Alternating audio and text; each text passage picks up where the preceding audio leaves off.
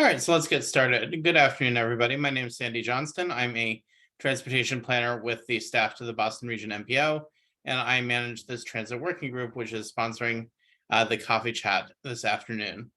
We are going to hear from a couple of my colleagues, Michelle and Betsy, and others about the MPO's upcoming long-range transportation plan and the coordinated human services public transit plan, which we call the coordinated plan, because the name is so long, and then we'll have a chance to have some discussion. So I'm just going to go through a few of the intros. Logan, next slide, please.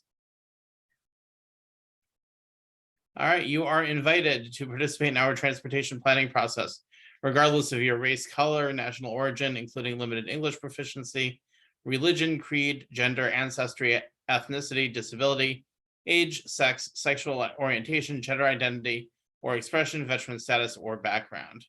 And you can read the full notice of your rights and protections at www.bostonmpo.org/MPO_non_discrimination. Next slide, please. All right, just gonna read off some guidelines for the meeting. All of you have joined the meeting with muted microphones. Please rename yourself on Zoom to include your first name, last name, and affiliation. To participate in the discussion, you can select the raise hand function. You can find this by clicking either on the participants button at the bottom of the screen, and a window will pop up with a raise hand button at the bottom, or in the reactions button on the toolbar. We'll then call on you, and you will be able to unmute yourselves. If you are on the phone, you can use *9 to raise your hand. If you have any technical difficulties, please contact Logan Casey via the Zoom chat box at lcasey@ctps.org or on the phone at 857-702-3706. Next slide, please. This meeting is accessible to people with disabilities. Zoom products are compliant with exceptions with the following standards: Web Content Accessibility Guidelines 2.1, Level AA standards, and revised Section 508 standards. If you require any additional accommodations in order to participate fully in this meeting, please contact, again, Logan Casey of the staff at lcasey@ctps.org or on the phone 857-702-3706. Next slide, please. All right, so just briefly, let's do some introductions. We sometimes do this out loud, but I think given the timing and the amount of work and material we want to work through today and leaving time for discussion, let's go with doing introductions in the chat. Please, if you'd like to share your name, your affiliation, your pronouns if you desire, and any other information you'd like to share or questions you may have for this session. Again, my name is Sandy Johnston. I'm a senior transportation planner with the staff to the Boston Region MPO, and I am the manager of the transit working group. So if folks would like to go ahead and introduce yourselves in the chat, please go ahead. And Logan, if we can go to the next slide. I am going to hand it over to my colleagues, Michelle Scott and Betsy Harvey, to talk a little bit about our MPO planning process. Thanks very much, Sandy. I'm Michelle Scott. I am the long-range transportation plan manager for the Boston Region MPO. Thanks very much for being here today. Just as a quick outline of kind of activities for today, I'm going to run through some high-level descriptions of the plans that we're talking about today with some help from my colleague Betsy Harvey. We're going to then hopefully for the bulk of the meeting, jump into some discussion with some, guiding questions and some activities that I hope you'll enjoy, and then close out with a couple comments about what next steps look like for us and, how you can continue to stay engaged in these planning processes. So we're talking about two interrelated plans today.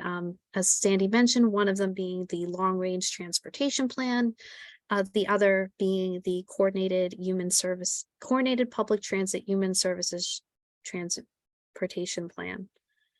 We call that the coordinated plan for short, and we call our long range plan the LRTP for short. So some high points about our long range plan. This is kind of a foundational document for a lot of work that we do at the Boston Region MPO in terms of investing in projects and programs around the region and in researching issues that are affecting transportation in the region. So this plan provides a vision and set of goals for the Boston region's transportation system for the next 20 years or more. This is a set of goals that we develop, through input from stakeholders throughout the region, and we're hoping to collect some of that input from you today as well. And something we work on in concert with our partners at MassDOT, the Metropolitan Area Planning Council, the MBTA and the RTAs, and other stakeholders in the transportation realm. So using that set of goals and objectives and that vision, that becomes the basis for how the MPO prioritizes major projects and programs. So the LRTP outlines the investment programs that the MPO has for channeling funding that we get from the federal government that can be distributed to transportation initiatives in the region. We have 6 of these relating to corridor and complete streets improvements, intersection improvements, bicycle and pedestrian improvements, really large scale investments that we call major infrastructure for things like our contributions to the Green Line extension. We also have a transit modernization program, and many of you may be familiar with the Community Connections program that supports our first and last mile work.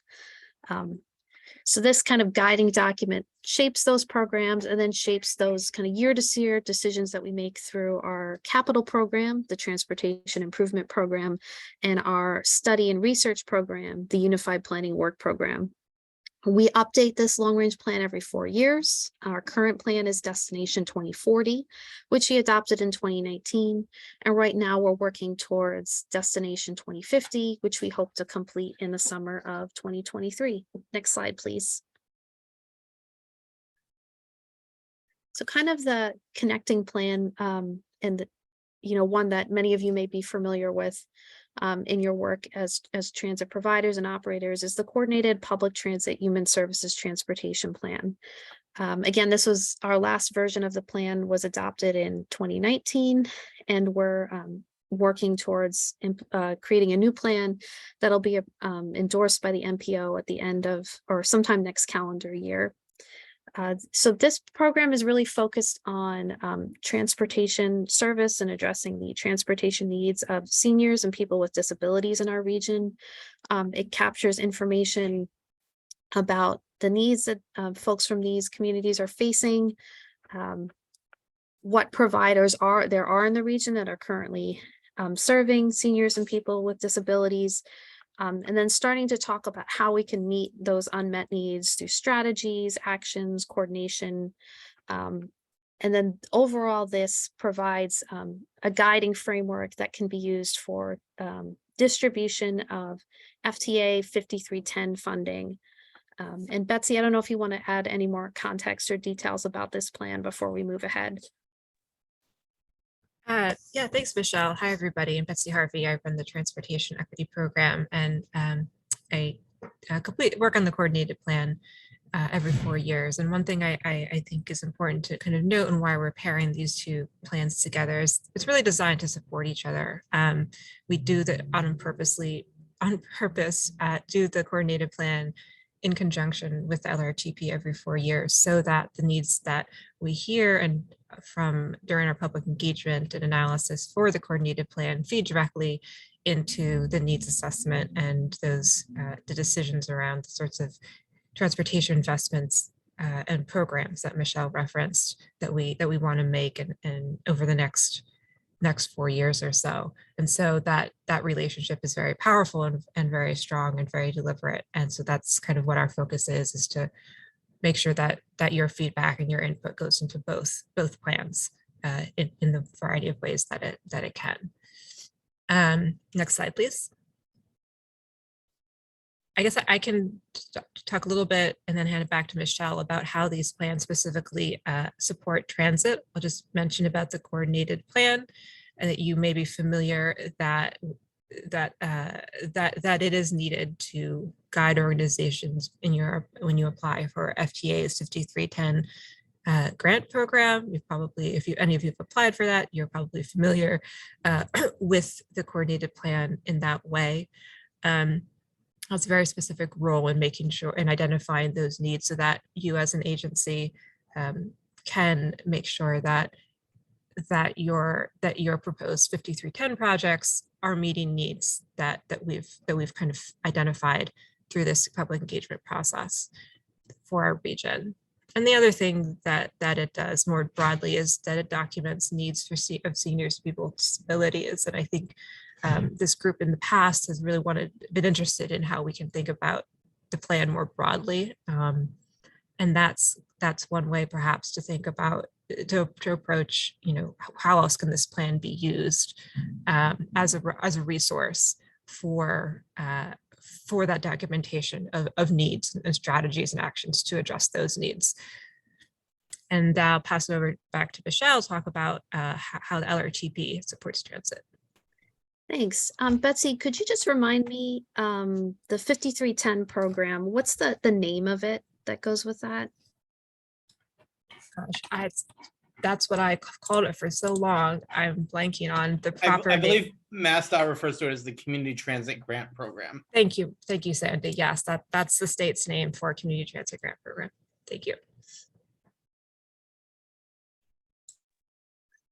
Yeah, so thank you for the lead in, Betsy. As Betsy mentioned, the needs of seniors and people with disabilities in the region is something that we want to make sure that we're accounting for through any work that we do in the MPO. And so a big portion of our LRTP development is really the creation of a regional needs assessment where we try to capture, across a variety of transportation topics and issue areas, kind of what's going on in the region, what major needs there are in terms of things ranging from reliability to congestion to safety, and of course, understanding how the needs of travel needs and access needs of seniors and people with disabilities are being met now, and what we could be doing better in the future is a part of that. Again, in thinking about the larger transit space, kind of building on my comments about the needs assessment, we look at things like transit safety, like transit, asset condition, transit reliability, all of those different factors are informing, the needs assessment, which gets carried forward into what we're reflecting in our updated MPO vision goals and objectives, and then how we structure those investment programs for our capital planning, and then what kinds of research that we pursue through our planning studies, and what kinds of technical assistance that we offer. A number of the transit providers here may be familiar with our regional transit service planning, technical assistance, some of the things that we learn through the needs assessment, certainly help guide some of our offerings in that area. And so, one thing we're continually trying to do and work on is make sure that, we're accounting for the needs of transit and responding to transit as best we can, alongside, how we look at other parts of the transportation system, including our roadway network. Next slide, please. Okay, I think now we're going to get into the fun part with some of our interactive questions. So I'm going to turn it over to Stella Jordan, our public engagement coordinator, to introduce this piece. Yeah, thanks, Michelle, and nice to see everyone this evening. So as Michelle said, we're going to try something new tonight and use a little interactive activity to get everyone thinking a little bit more about this discussion. So as I share my screen here, there are some questions on the PowerPoint to just get you started. These will be the questions that we're asking in the Mentimeter activity. So what 3 words describe your ideal transportation system to get started? And can everyone see that okay? All right, so here, if you would like to go to www.menti, that's MENTI.com, and enter the code 19293731, or you can use your phone to access the QR code on this screen here. And I'll just leave this up for a minute. Please feel free to chat me if you're having any trouble accessing this.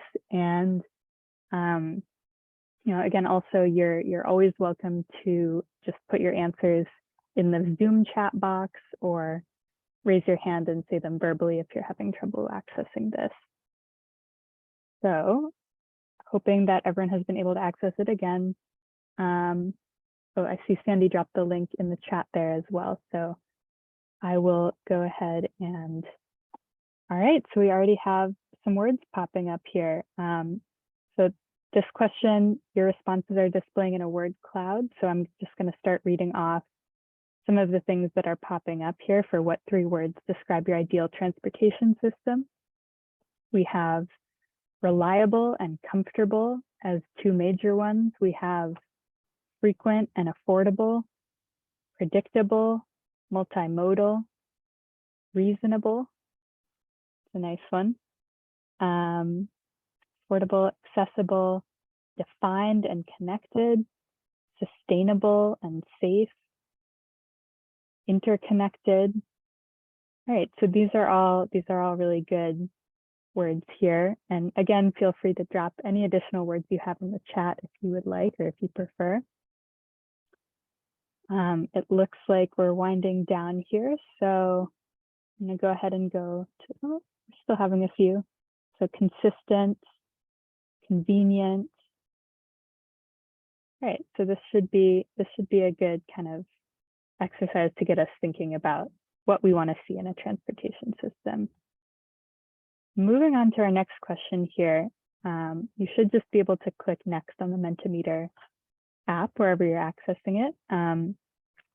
So we're asking, what are the top unmet transportation needs for seniors and people with disabilities in your community? And So I just want to note that Judy said in the chat, efficient as an thank you, additional Judy. response. Yeah. That's also a good.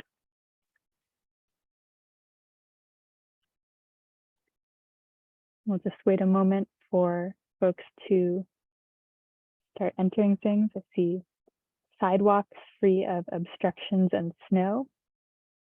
That's a good one. Transportation costs and comparison and companion, service to medical appointments. Long distance, immediacy, access to reliable transportation services and appointments.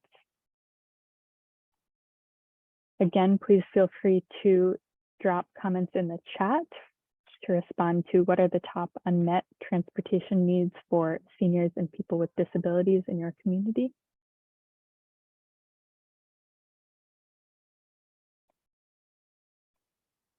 Wait a few more minutes, but these are some good places to start, get us thinking about this. I see intertown and inter-RTA connections are lacking. So I think Betsy alluded to connectivity of services being something that we know we'd like to talk about tonight. So that's a good prompt there. All right, so we will keep looking at this throughout. You can feel free to keep adding things. Not enough wheelchair accessible vehicles, reliable transportation to and from appointments, see driver shortage. Right. And again, feel free to keep adding things, and you can add things in the chat.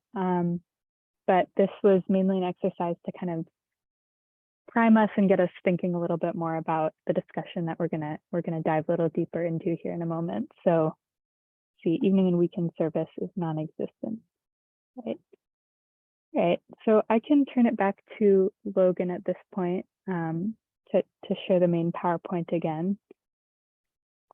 And we'll put up a few more discussion questions that kind of lead from this exercise. Thank you all for your feedback here. It's helpful start. So here we have a few more discussion questions to kind of go off of that exercise. So, how do the needs of riders that are seniors or people with disabilities overlap with the needs of your broader transit rider base? What strategies and actions do you think would help meet those needs?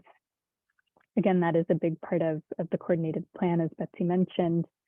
And then thinking about strategies and actions as well, you know, which ones do you think should kind of have the most priority? Which ones would you really prioritize when we're thinking about, you know, operating under constraints or with limited resources? And then another question is, how could coordination be improved between the different services in your community?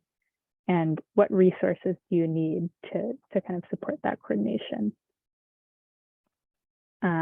So I think here, you know, we can just kind of open it up to a more casual discussion. Feel free to drop thoughts in the Zoom chat box or raise your hand and make comments.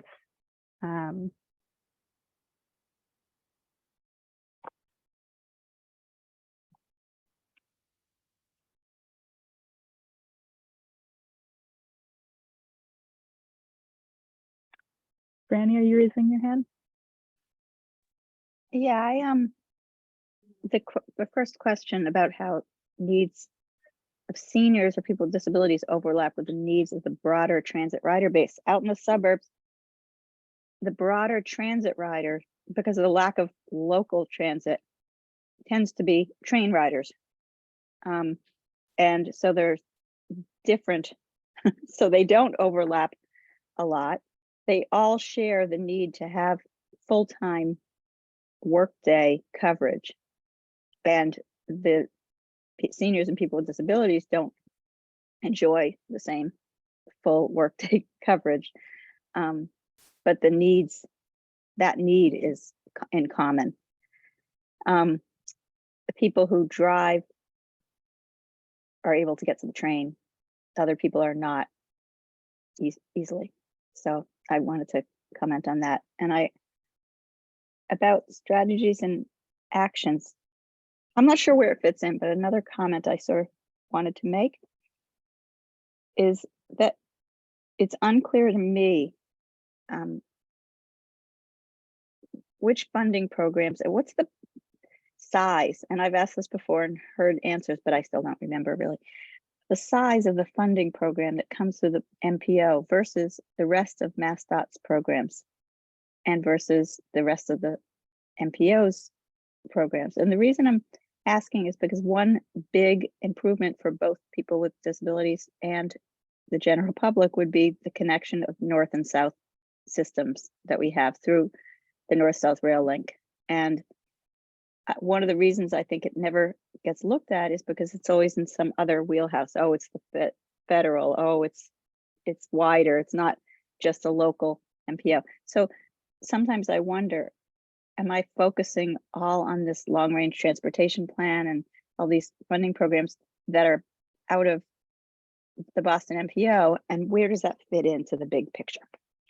Okay, I'll shut up. But that's something, because I never see on the long-range transportation plan a plan for us all to connect our systems. So I want to know how we could get there.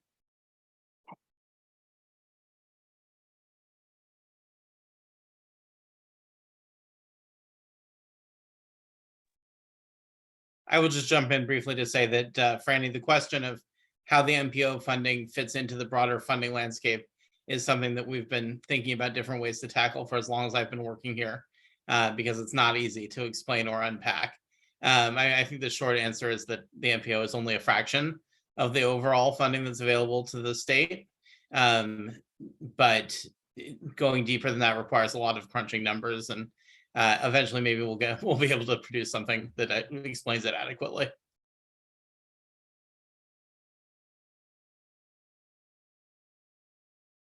Yeah, just some additional detail on that. I mean, from a numbers standpoint, I mean, in recent years with the boost from the bipartisan infrastructure law, the MPO has about 130 million approximately that we program in the TIP every year, that comes from our highway formula funding, and some of that is funding that we can flex to transit projects, where it's basically a transfer from FHWA to FTA.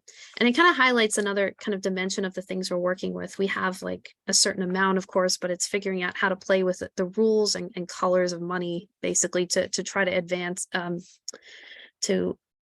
all these different goals, you know, across modes, solving the bigger picture questions of, you know, access and reliability. So it is definitely a challenge, and as Sandy mentioned, hard to capture in one number. But that is correct about the fraction. We are a relatively small portion of the overall funding that's available in the region to tackle some of these challenges.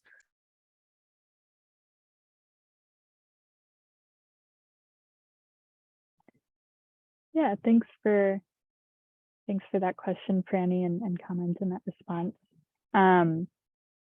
I see Susan's hand up, and then we also have some activity in the chat here, but Susan, I'll go to you first. Thank you. Actually, I think Lisa Weber and Judy Shanley said some of the things I would have said. I think there's a lot of similarities, but in addition to that, of course, we have people with hidden disabilities. We have many seniors who are still working, and some who are, you know, very mobile, and then of course there's some that aren't. But in addition to that, we have people, seniors and people with disabilities who depend on other people who may need transportation. You know, they may have home health care workers, or honestly, just the people at their grocery store that may need transportation. So.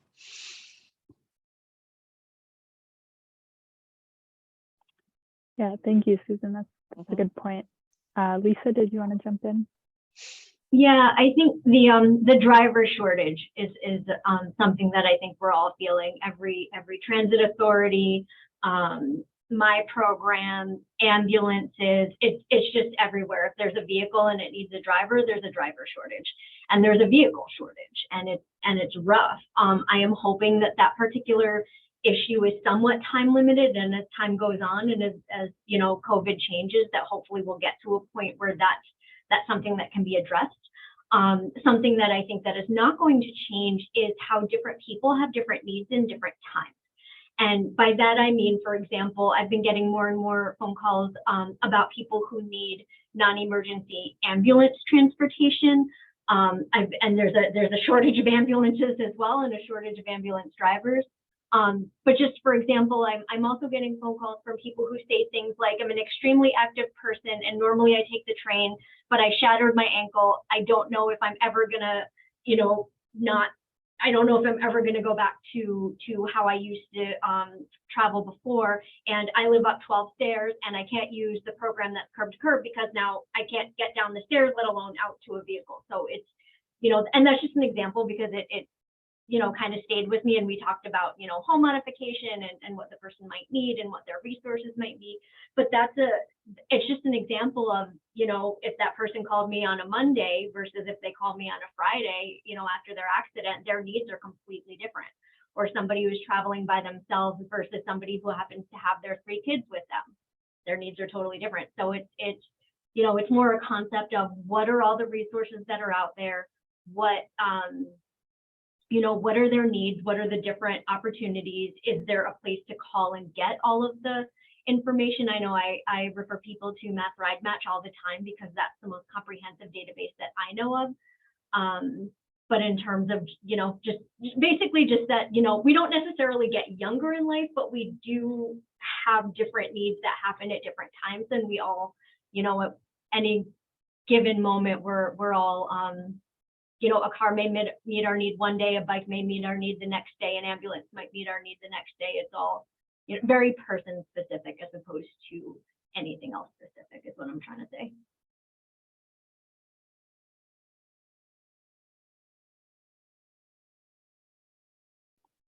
Yeah, thank you, Lisa. That's a really interesting point. I think, you know, to turn back to the chat here for a moment, it seems like we have a lot of conversations, you know, off of this question of kind of getting at, like Judy said in the chat, there are more similarities between riders with and without disabilities than differences. I think that's a really interesting point, and, you know, again, relates to the idea of people having different needs at different times and different needs for supporting people and for themselves. So does anyone want to kind of further expand on that? Judy, do you want to add anything, or anyone else? There's been some other comments in the chat that I can read out as well. Not. Now, this is Judy. I just think about universal design and universal mobility and building systems from the get-go that can accommodate a variety of riders and users, and helping those that are doing the planning and from the very, very beginning understand universal mobility. I think that's really critical, because I think sometimes the way we're trained, we're not trained to think about accessibility and all of the ADA related issues. And if people had a better appreciation that people's lives, the situation you just explained, Lisa, with the rider that now had a temporary disability, the planners have to appreciate that and have to account for it in the systems.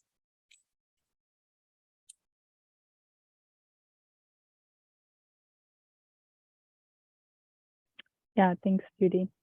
So to kind of turn to like specifics for a minute here, are there strategies or specific actions that folks would recommend for kind of tackling some of these issues? Now, in terms of coordination, in terms of getting funding, and setting up new services, etc.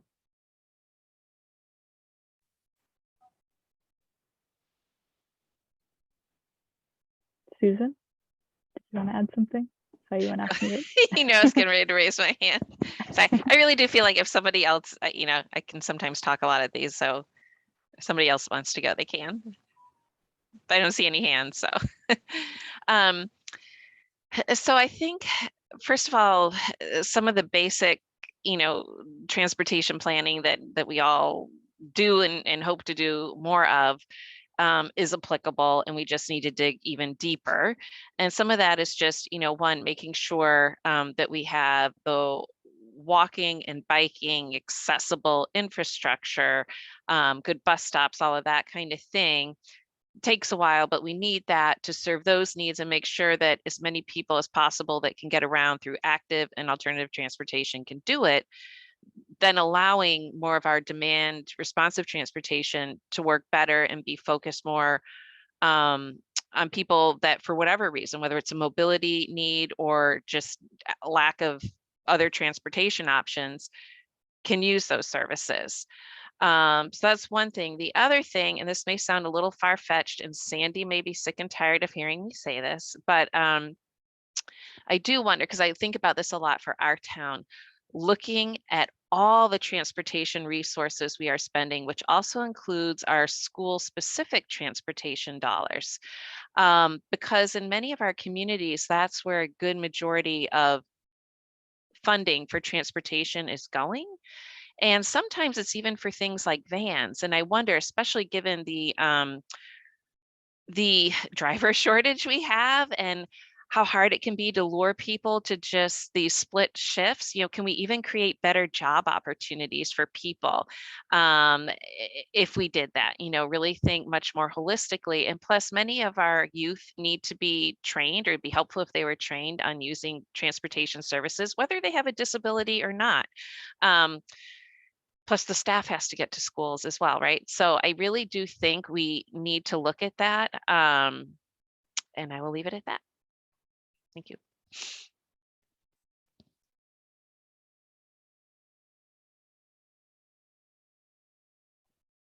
Yeah, thank you, Susan. I see in the chat, common lack of fares or fare card system across modes. And then from Franny as well, top-down organization of microtransit pilots at this time in our transit development. It's an interesting one. Anyone want to kind of go off of that, or any other strategies or actions? This is Judy. Stella, one of the things that I've seen from other states and communities, they're looking at long-range planning and they're looking at other plans that a state has to do.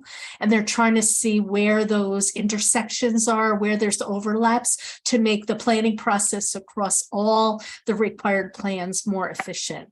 Active living plans, Maine has a older adult plan that they've integrated into the human service transportation plan, the long range plan. So that's one strategy that we're seeing used more and more.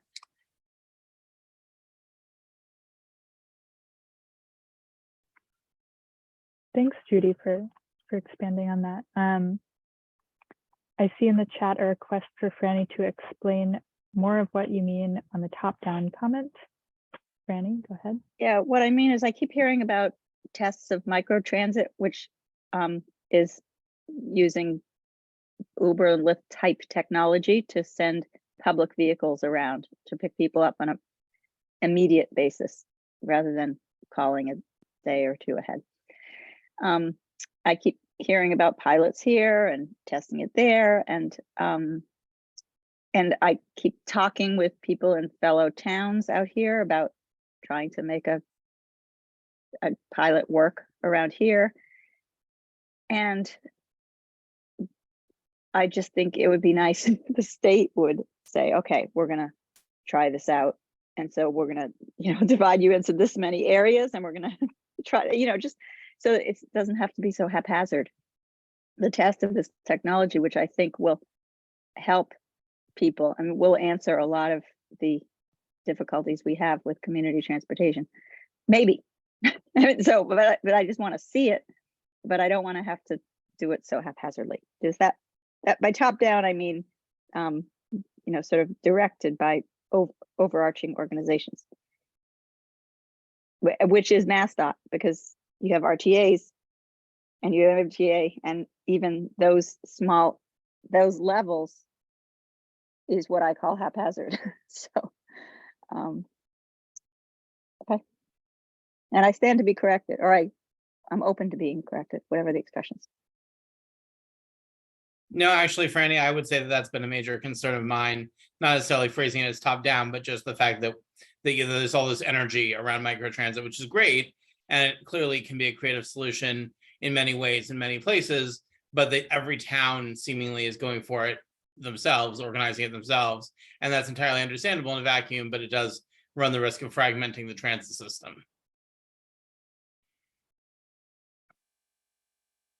Yeah, Judy pointed in the chat to the Shared Use Mobility Center as resources for microtransit and such, and that's actually an excellent resource. Thank you, Judy.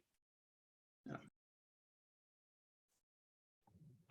Susan? But I just want to say, I just think that trying to understand what's going on in Massachusetts is really important. And I agree with that if there was some statewide attempt to understand the models that are being implemented across each of the communities, what's working, what's not, what are the circumstances under which it's working, I think that really could be useful learning.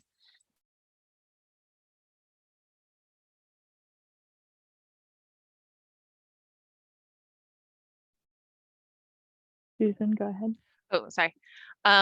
Yeah, I guess maybe this is in line with what Franny was saying about top down. Like the thing I've wondered about demand responsive transportation is, we have ADA paratransit, and we have some other programs out of, like the Executive Office of Health and Human Services. There's some additional, demand responsive programs like for veterans and others. And I've just wondered about pooling those somehow, and even more of your like Council on Aging or Executive Office of Elder Affairs type transportation. Is there a way to pool that somehow and then deal with the technology on the back end, have like shared technology that different programs participate in, where you get more of a one call, one click sort of a thing, make it easier for people who might even qualify for more than one program. But how it gets paid for maybe is just, different and dealt with on the back end. So I've wondered about that. And then I've also wondered then for the people that truly have no other transportation option, if there's room available and they're along the route, can they, use the service as well? Again, paying through a different manner, which is just probably their own pocketbook.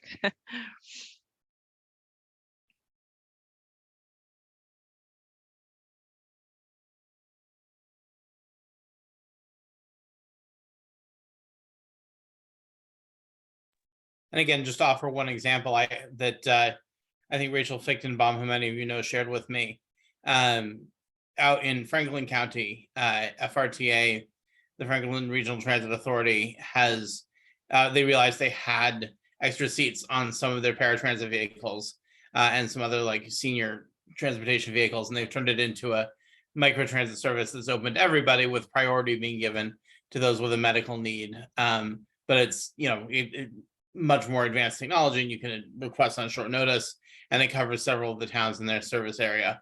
So that I just learned about this last week, but it seems like a really cool service model.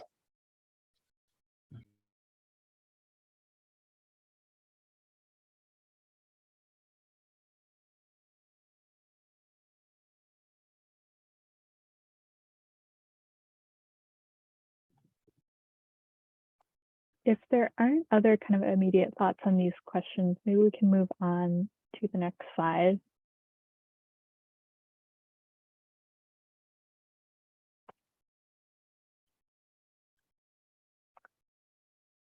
So these are, and Betsy, feel free to expand on this explanation, but these are some of the themes that were included in the last Human Services Coordinated Plan that we did, that we put together based on feedback from groups like this.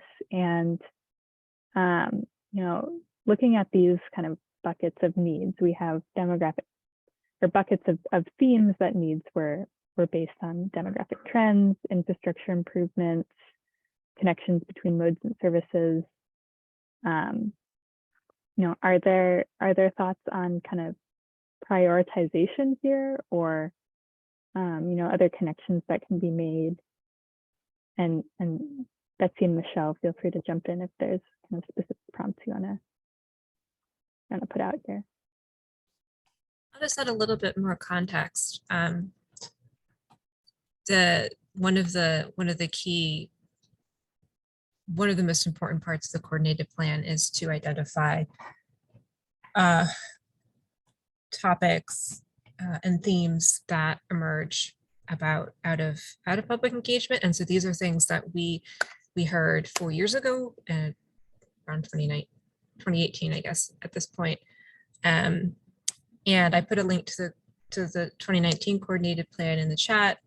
If you go around page 61, you know, if you're on a PDF reader, it's the 61st page of the document. There's kind of this big table that talks about the kind of buckets of themes that we heard, and really interested in hearing from you if these are things that continue to be challenges, things like customer service, interagency coordination, service frequency and span, new technologies, an aging population, infrastructure improvements and other on-stream amenities, connections between different transportation modes and services, access to destinations, and vehicle improvements. So those are kind of big bucket things that we heard, and we'd like to know if these are still challenges, if there are other things that you think that have emerged as new challenges or things, or some of these not challenges anymore.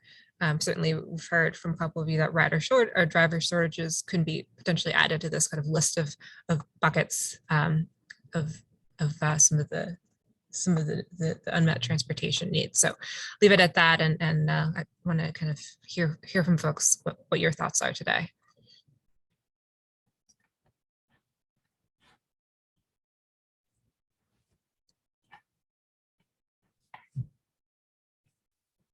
I'd say reliability, whether it's, you know, fixed route or demand responsive, that's a huge thing we hear all the time.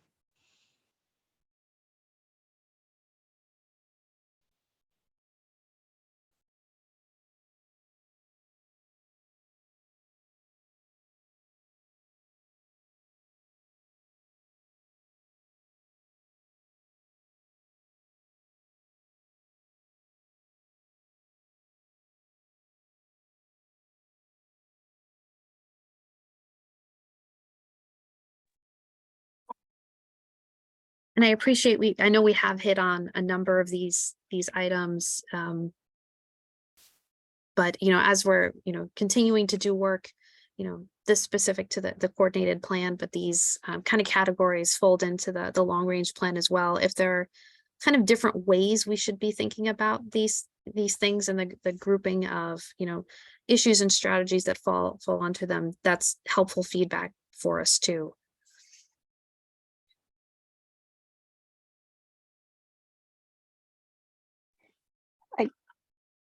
Mrs. Franny, I guess I would say maybe just as part of the connectivity, reducing the barriers to smooth connections between some of these areas. I'm a little confused about what our job is right now, but when I'm looking at these, I'm reminded of just how frustrating it is. Somebody suddenly needs to pick up some eye drops and it's Saturday night, and what do? Or just the different needs that come up at different times. The smoothness with which we shouldn't have to suddenly look up and what programs will help me do this, et cetera, et cetera. Just the smooth. So on this, the connections between modes and services, I would smooth connections and also between regions too.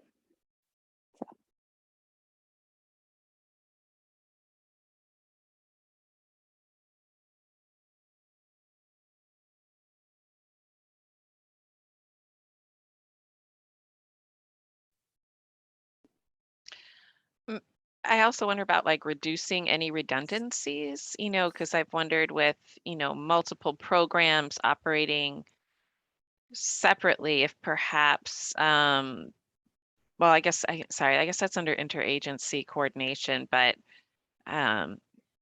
maybe as further clarification on that, some reducing of redundancies.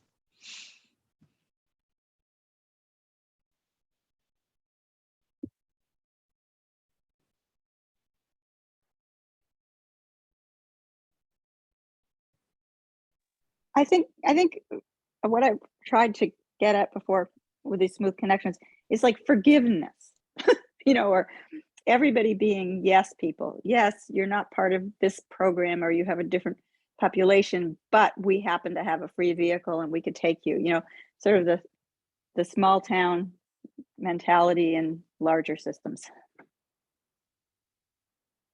Flexibility, having staff have trust of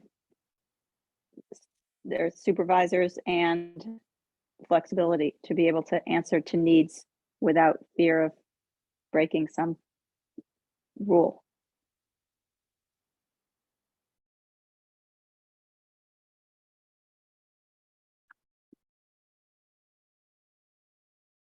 I appreciate that point a lot, Franny. And I know we kind of being on the back end with transportation funding, we're aware of like all the places it's easy to trip in the red tape, but people using the system should not have to worry about that, especially when you're kind of coming at, in these at a more emergency or short-term need situations. Like, yeah, there should be, a straightforward way that people can help people out, because that's the whole point.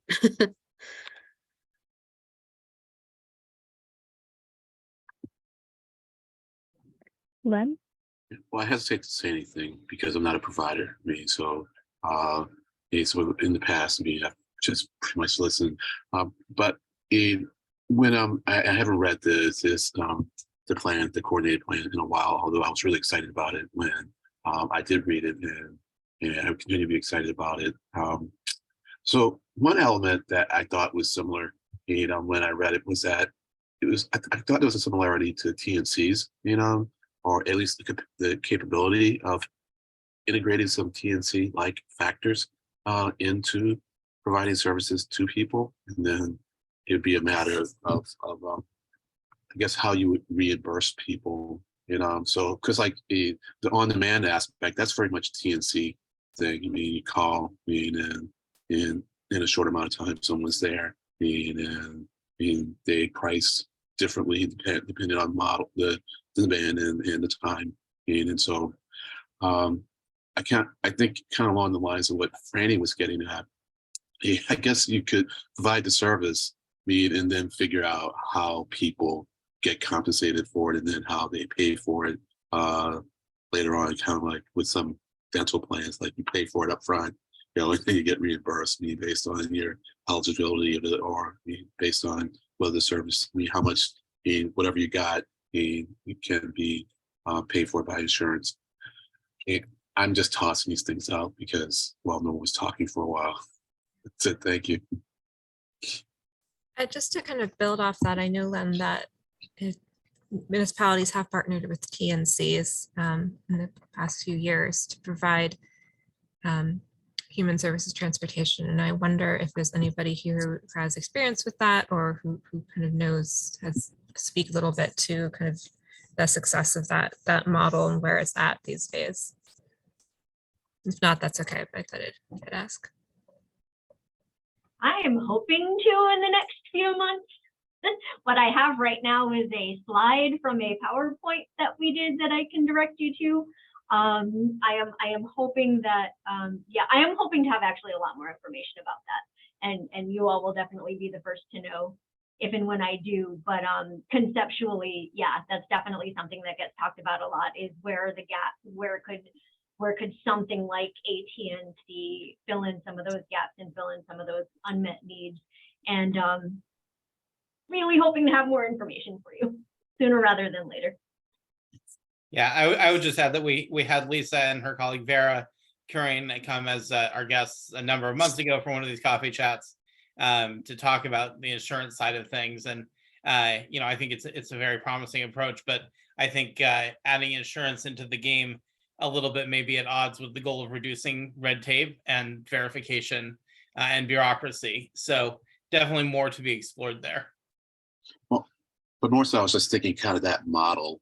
So it wasn't necessarily putting integrating insurance into it. That could be a part of it. But what Franny was saying is like, maybe the onus really shouldn't be on the user to figure out where the eligibility is. It's like you use the service, and then we coordinate, figuring out, who pays for it, and so for people with financial means, it's relatively easier, I think. So let's say you're a relatively wealthy person who's broken your ankle, and now you're no longer mobile. Well, you call, you get someone, to pick you up, take you wherever, bring something to you. If you are eligible for some kind of compensation, then you get compensated for part of what you paid out. And so for people of lesser means, well, it's kind of hard for them to put the money up front. So maybe we can figure out some way for that money to get put up front, and then we figure out later on what they really need to pay for it.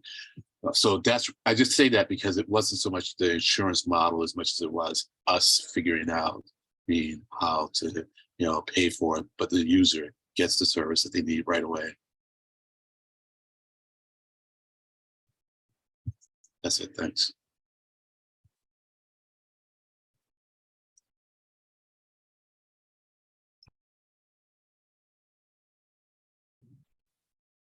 So along that line, I was just dropping in the chat another service that Rachel Fichtenbaum had made me and some others aware of. It's Access Pittsburgh, which does what some of what Leonard and what I had been thinking, like if you can make it easier, get like one coordinated service with sort of different, again, on the back end, how you pay for it is different. All you know is you're a rider, and you just use this service, but it might be getting paid for out of like aging funds or something else, so yeah. I'll drop it in the chat here.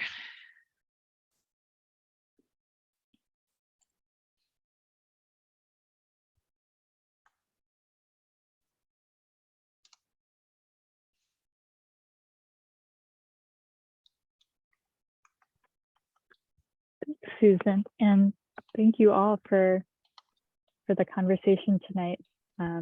This was really helpful. a lot of good food for thought for us as we work towards updating the coordinated plan and the LRTP.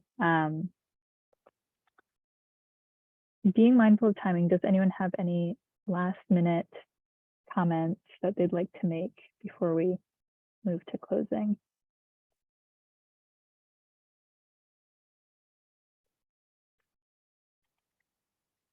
All right, we'll drop our contact info in the chat, and as always, you can feel free to get in touch with us. We're happy to discuss any of this further with anyone on the call tonight.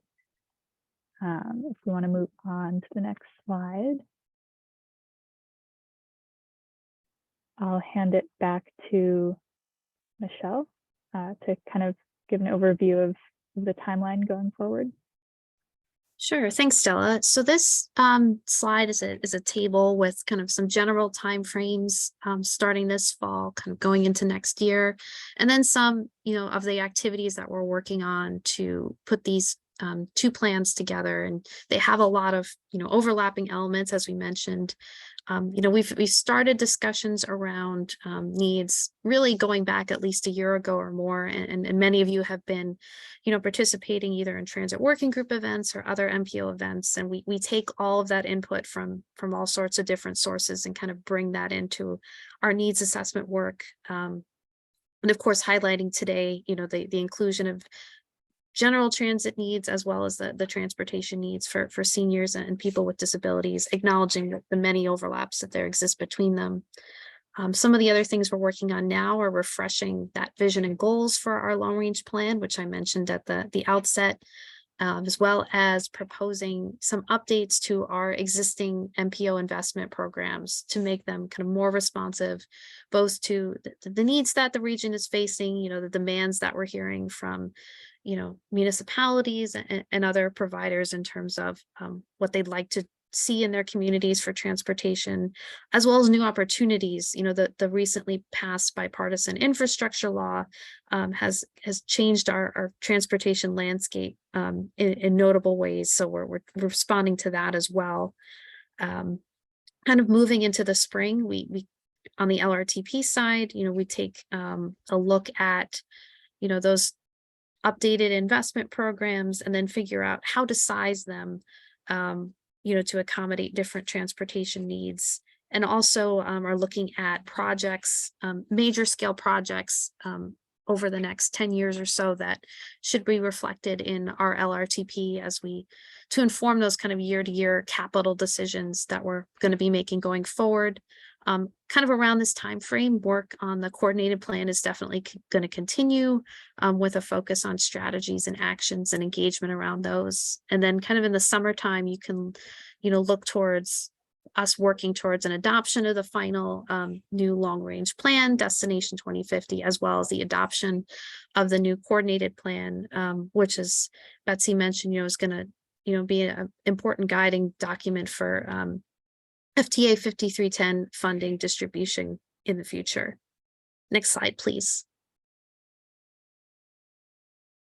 I just wanted to highlight for folks, we're talking about a lot of different planning processes today, and just to kind of tag one more, the Massachusetts Department of Transportation is working on an update of a statewide long-range plan this year as well. This is called Beyond Mobility. Like our plan, we're both looking out to 2050 in terms of improvements. So just wanted to make folks aware of this. You can find out more information at mass.gov/beyond-mobility. Next slide, please. So this slide just highlights a couple of ways that you can continue to stay engaged with the MPO process if you're not familiar with our public information channels already. We have a mailing list available for signing up on our MPO website, which is bostonmpo, all one word, .org. We're available on social media. We do have specific websites for our long range plan and coordinated plan, which we can definitely drop in the chat. Betsy, I don't know if you want to add anything else building off of these specific engagement channels. Nope, that's pretty much it. There would definitely be continuing our public engagement process for the coordinated plan throughout the winter and spring. So hopefully you're not too sick about talking about it, because you probably will continue to get more information about it as we move forward to more concrete, kind of focusing more concretely on strategies and actions in the coming months. So stay tuned for that. And I thank you for all of your time and input. It's very valuable and appreciated.